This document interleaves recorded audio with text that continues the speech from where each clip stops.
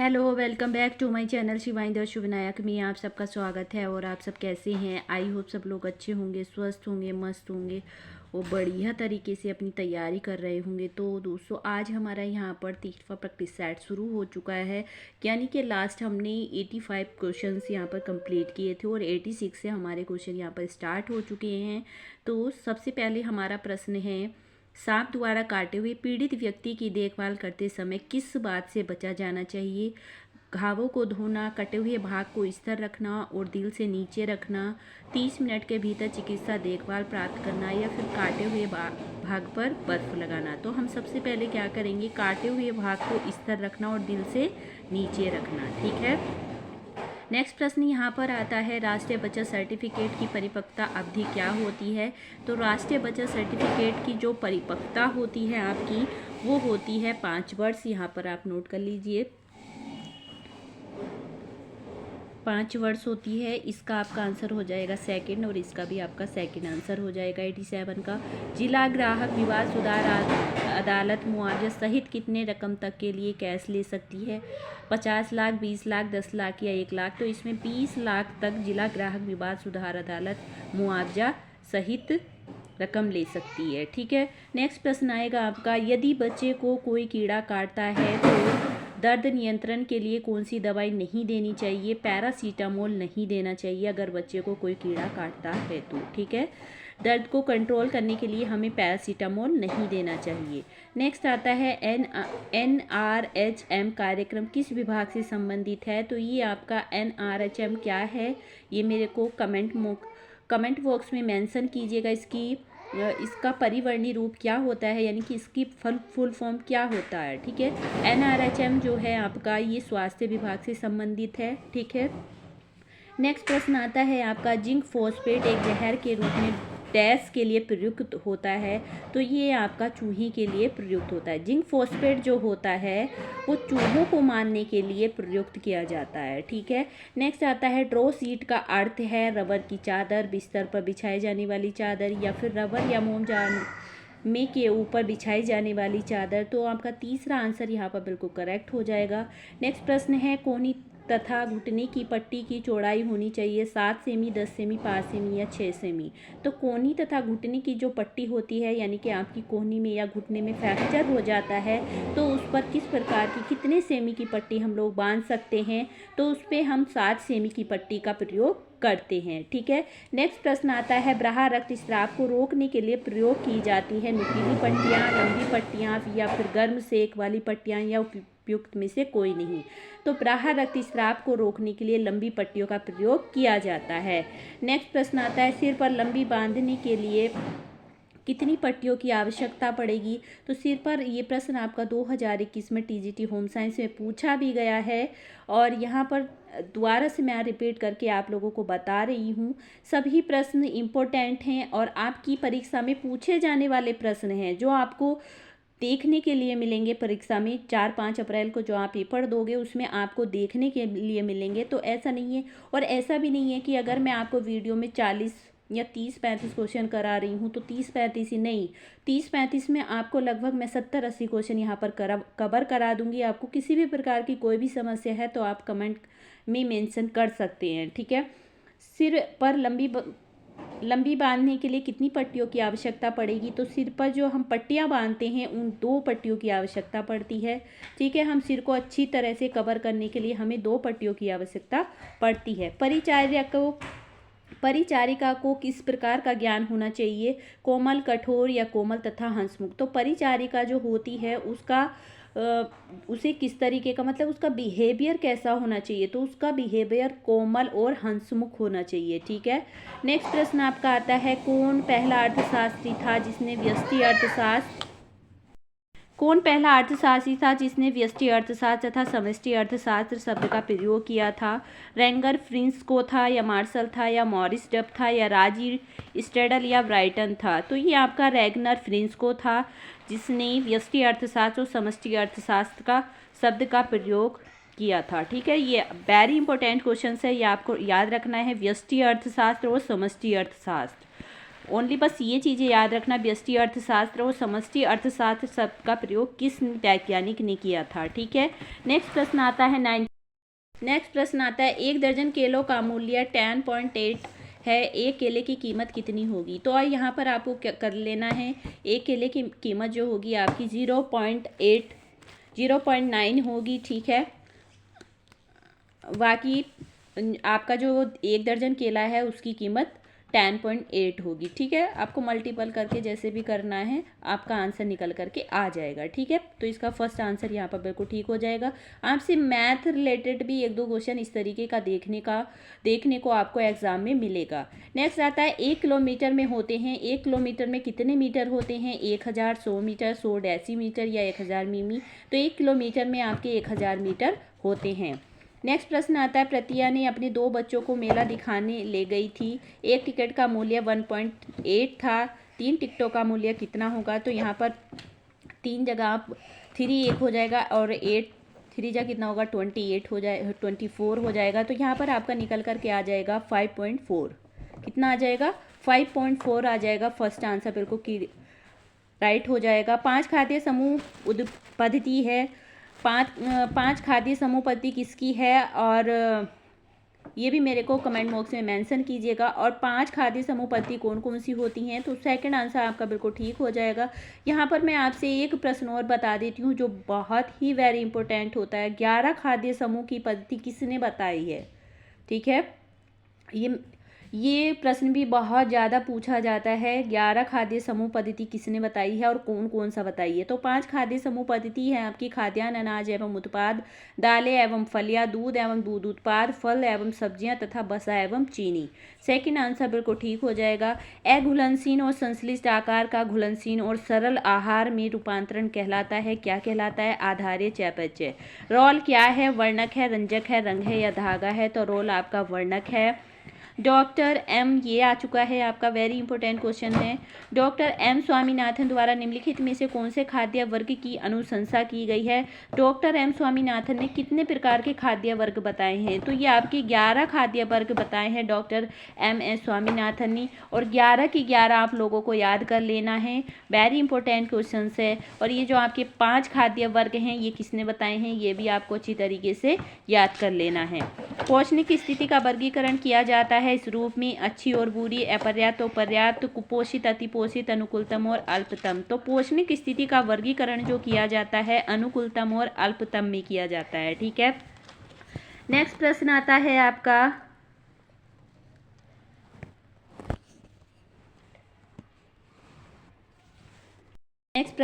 किण्वन से क्या बढ़ता है। पाचनशीलता, कैल्शियम, कुल प्रोटीन या विटामिन ए। तो किण्वन से आपका बढ़ता है पाचनशीलता, is very right answer. Kwashiorkor रोग किसकी कमी से होता है। कार्बोहाइड्रेट, खनिज लवण, प्रोटीन या वसा। तो क्वाशियोरकर रोग जो होता है आपका प्रोटीन की कमी से होता है। और यहाँ पर अगर कर दिया जाता प्रोटीन प्लस ऊर्जा की कमी से कौन सा रोग होता है। तो ये आपका मराइस्मस रोग होता है। मराइस्मस रोग कितने वर्ष के बच्चों में देखा जाता है। मराइस्मस रोग 1 वर्ष के बच्चों में देखा जाता है। क्वाशियोरकर रोग आपका प्रोटीन की कमी से होता है। राइट आंसर प्रोटीन हो जाएगा। ठीक है। प्रोटीन प्लस ऊर्जा आएगा तो मराइस्मस रोग होता है जो बच्चों में पाया जाता है। ठीक है। वसा की मात्रा किस स्थिति में बढ़ा देनी चाहिए। हृदय संबंधी रोग, मधुमेह, सुपोषण या कुपोषण। वसा की मात्रा कुपोषण यानी कि माल न्यूट्रिशन स्टेज में बढ़ा देनी चाहिए। ठीक है। पौष्टिकता की बढ़ोतरी से होने वाली 2 बीमारियां कौन कौन सी होती हैं। फ्लोरोसिस, मोटापा, गोइटर और मोटापा, फ्लोरोसिस और गोटरेट या फ्लोरोसिस और कैरेटनीज। तो फ्लोरोसिस और मोटापा आपकी पौष्टिकता की बढ़ोतरी से होता है। ठीक है। नेक्स्ट प्रश्न आता है इम्यूनोग्लोबुलिन इनमें से किस नाम से भी जाना जाता है। प्रोटीन्स, लिपिड्स, एंटीबॉडीज या एंटीजेंस। तो इम्यूनोग्लोबुलिन जो होता है आपका एंटीबॉडीज के नाम से जाना जाता है। ठीक है। शरीर में पोषक तत्वों की कमी व अधिकता से अभिप्राय है अधिक पोषण, न्यून पोषण, बीमारी या कुपोषण। तो शरीर में आपको मैं बता दूं अगर आपके शरीर में पौष्टिक तत्वों की यानी कि न्यूट्रिएंट्स एलिमेंट की कमी होगी या अधिकता होगी, दोनों ही चीज़ों से आपको माल न्यूट्रिशन की स्टेज देखने के लिए मिलेगी यानी कि कुपोषण आपको देखने के लिए मिलेगा। अब आपसे पूछा जा सकता है कि ये जो कुपोषण होता है आपका ये मतलब किस तरीके का होता है, ये इसमें बच्चा आपको कैसे दिखाई देगा। कुपोषण में क्या होता है, बच्चे का शरीर सूख जाता है। कैसा होता है, बच्चे का शरीर सूख जाता है। आपको उसके कहीं पर उसका पेट आपको मोटा दिखाई देगा, पैर बिल्कुल सूखे दिखाई देंगे, इस तरीके का बच्चा हो जाता है। ठीक है। खाली कैलोरी से तात्पर्य क्या है, शून्य कैलोरी से, सिर्फ कैलोरी से, न्यूनतम कैलोरी से। तो खाली कैलोरी से तात्पर्य है शून्य कैलोरी से। एक कैलोरी डैश जूल के बराबर होता है 2.18, 3.18 या 4.18 या 5.18। तो एक कैलोरी हमारा 4.18 के बराबर होता है। क्लोस्ट्रीडियम बॉट्यूलिज्म के कारण भोजन विषाक्तता संचारित होती है। निम्न में से मध्यम अम्लीय भोज्य पदार्थों में उत्पादित विषाक्त पदार्थों द्वारा, विशेषतः डिब्बाबंद भोज्य पदार्थ या फिर अधपके मांस के द्वारा उत्पादित विषाक्त पदार्थ या फिर दुग्ध पदार्थों द्वारा उत्पादित विषाक्त पदार्थ या फिर उपयुक्त सभी। तो ये जो आपका क्लोस्ट्रीडियम बॉट्यूलिज्म के कारण भोजन विषाक्तता होती है। निम्न से मध्य अम्लीय भोज्य पदार्थों में उत्पादित विषाक्त पदार्थों द्वारा, विशेषतः डिब्बाबंद भोज्य पदार्थ। अब आपसे पूछा जा सकता है कि ये जो आपका क्लोस्ट्रीडियम बॉट्यूलिज्म, ये जो आपके बैक्टीरिया हैं, ये कितने प्रकार के होते हैं। ये 4 प्रकार के होते हैं और अलग अलग चीज़ों में, जैसे मांस में अलग पाए जाते हैं, दूध के पदार्थों में अलग पाए जाते हैं। इस तरीके के 4 प्रकार के आपके बैक्टीरिया होते हैं। चारों के चारों आप लोगों को पता होना चाहिए। इनसे रिलेटेड प्रश्न बहुत ज़्यादा पूछे जाते हैं।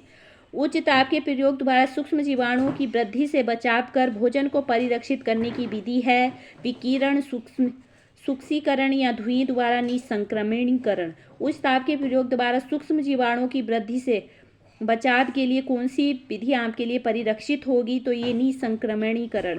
यानी कि जब हम उच्च ताप में किसी भी खाद्य पदार्थ को पकाते हैं तो उससे क्या होता है, जितना भी बैक्टीरिया उसमें प्रवेश किए होते हैं वो सब मर जाते हैं। ठीक है। तो उच्च ताप पर क्या होता है, हमारे भोज्य पदार्थ निसंक्रमणीकरण हो जाते हैं। ठीक है।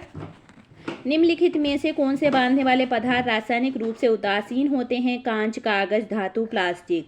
तो निम्नलिखित में से आपके ये जो प्लास्टिक होते हैं ये रासायनिक उदासीन होते हैं। ठीक है। शरीर को तुरंत ऊर्जा प्रदान करने वाला पोषक तत्व कौन सा होता है, प्रोटीन, वसा, कार्बोहाइड्रेट या खनिज लवण। तो शरीर को तुरंत ऊर्जा प्रदान करने वाला पोषक तत्व आपका ग्लूकोज होता है।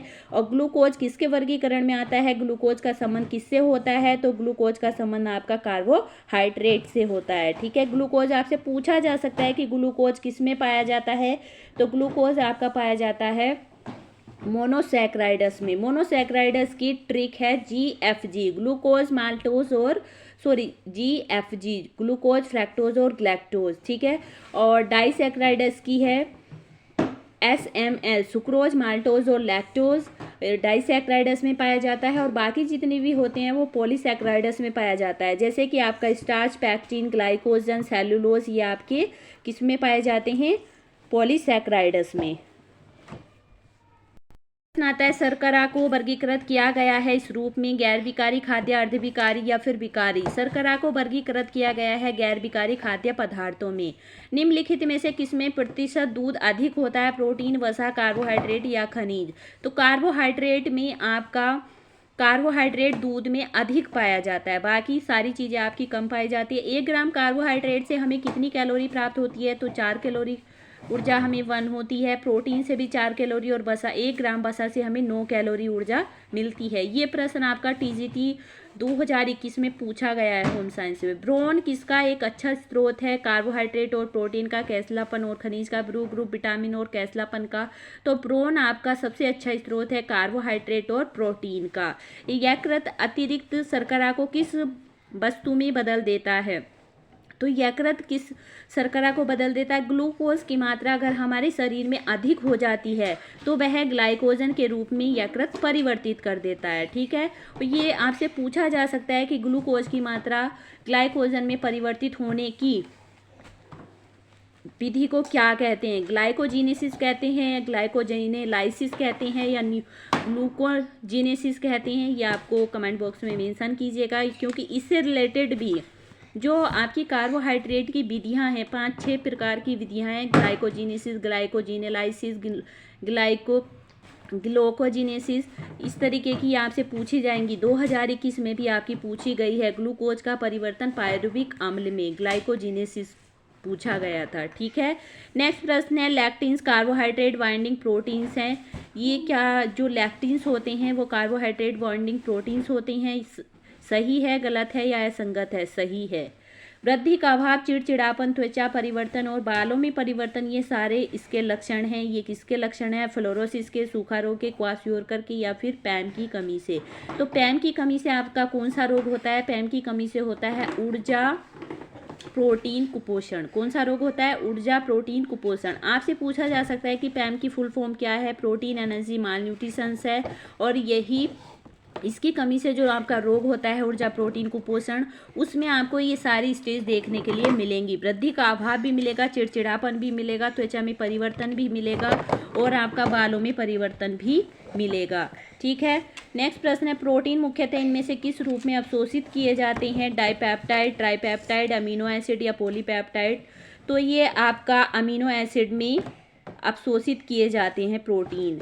नेक्स्ट है सड़ी हुई अमोनिया जैसी गंध उत्पन्न करने के लिए बैक्टीरिया द्वारा भोजन का कौन सा घटक पाया जाता है? प्रोटीन्स, लिपिड्स, विटामिन्स या स्टार्च? सड़ी हुई अमोनिया जैसी गंध उत्पन्न करने के लिए आपका प्रोटीन्स, विटामिन्स पाया जाता है या फिर प्रोटीन्स पाया जाता है? इनमें से आपका आंसर